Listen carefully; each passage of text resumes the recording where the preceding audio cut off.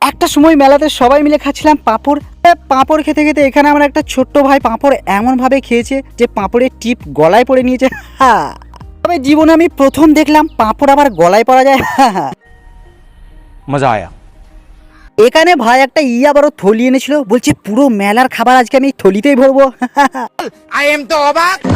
একটা সময় পাঁপড় টাপড় খেয়ে দিয়ে এবারে ঘুরছিলাম একটু মেলা, আর এখানে জাম্পিং জাপানে দেখলাম।